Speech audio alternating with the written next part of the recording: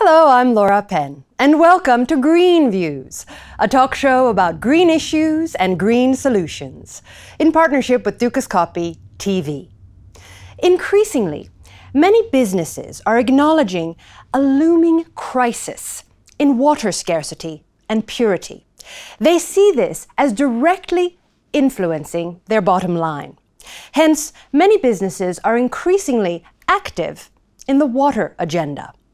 Here to talk to us about the relationship between business, water, and wetlands is Dr. Christopher Briggs. He is the Secretary General for the Ramsar Convention on Wetlands. Dr. Christopher Briggs, welcome to Green Views. Thank you very much indeed, Laura. Pleasure to be here. What are wetlands and why do they matter? Wetlands are wet areas that we like a lot. I know you may not think that you like them, but lakes, rivers, ponds, streams, coastlines, all the beaches in the world are wetlands. The mangroves, the coral reefs where we go diving and snorkeling, all of those are wetlands. And down below us, the aquifers and the groundwaters which store the vast majority of our water, they're all wetlands. And they're important because they deliver all of our fresh water for all our uses. And they also purify, in lakes like this, dirty water. They deliver carbon fixing, they give livelihoods to millions of people, and food. Over 20% of the world's food come from rice paddy fields. So that's pretty important. And on top of that, they act as the best barrier against climate change and disasters. The wetlands protect us from the effects of drought and flooding. And against tsunamis and hurricanes, the best protection are the coastal wetlands, the mangroves, and the coral reefs, because that stops the storm dead and allows people to continue with their livelihoods and their lives. That's why they're important. Okay. And what is the Ramsar Convention on Wetlands? It's the oldest convention on the environment that we have, signed in 1971 by people who were very concerned about the loss of wetlands that had been going on in the 50s and 60s. And they came together and they formed a convention to bring together countries. And now we have 169 countries that are parties that work with us. And then there's the private sector and the public sector and the civil society that is equally interested in the issues, because the richest biodiversity comes from wetlands. And that's where people have their holidays and their pensions. Okay. And what are some mechanisms and tools which are currently used by the private sector to tackle water and wetland issues? Well, first of all, you have to understand why you need to tackle wetland issues. It's because we've lost, over the last 100 years, 64% of all wetlands, worse than any other ecosystem, worse than anything else. And so we need to look about how to manage them better and restore. And doing that with companies, we've been working with Danone for 15 years, and we have worked with them to develop a water management tool that can be used for any company to be able to help manage their systems and their use of water across the industry. And that is one way to be able to help go forward. But it is because it's such a problem that we need to invest more in getting companies to come on board. Because according to the World Economic Forum, water is the #1 risk for all businesses. And so they're going to relocate. And they're going to invest. And they've invested over the last 5 years over $100 billion in trying to secure the quantity and the quality of the water they need for the company and the customers that they have. It's important. Okay. Anything else to say on that?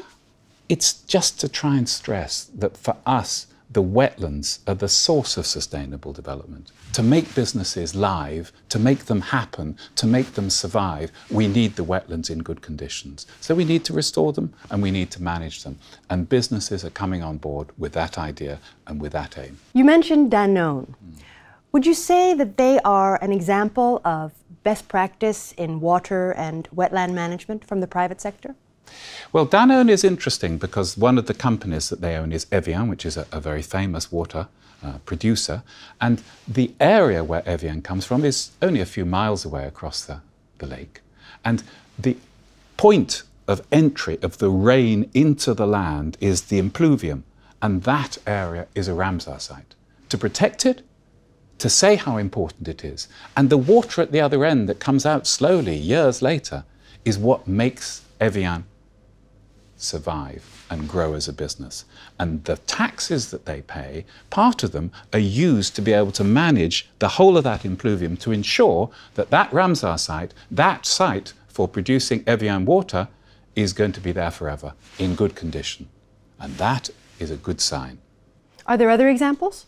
I think you would look at companies like Suez Environment, which are investing, working with countries to be able to deliver water supplies using both the pipes but also the natural wetlands to restore wetlands or to create wetlands to treat water.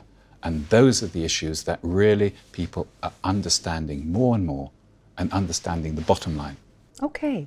And what are the future prospects for investment by the private sector in water and wetland management? I think key amongst those is an understanding about where we are today. We're coming up into a big negotiation on climate change in Paris, and we are working with companies to produce a paper that talks about why wetlands are important and why and how we can invest in restoration of them and what it's going to deliver in terms of the carbon, but also the other issues that we care about, the leisure, the livelihoods, the food and the water purification. That is a big issue. And that then leads on to the prospect of working on a global partnership on wetland restoration. That would help because we've lost such a lot of it already. On top of that, what we see is that there's a very interesting coalition between private sector wanting to restore or retain their social license to operate.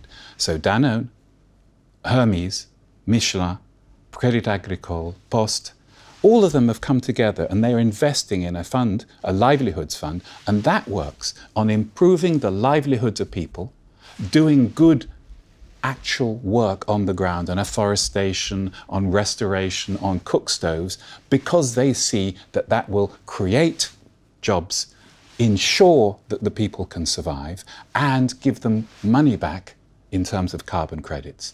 And with that, they're in a good position to then expand the audience and to work on the issues that they care about to ensure that at the basin level, the water quality and quantity is secured for the future, which is what they care about. Getting a price, making sure you can pay it in 30 years' time.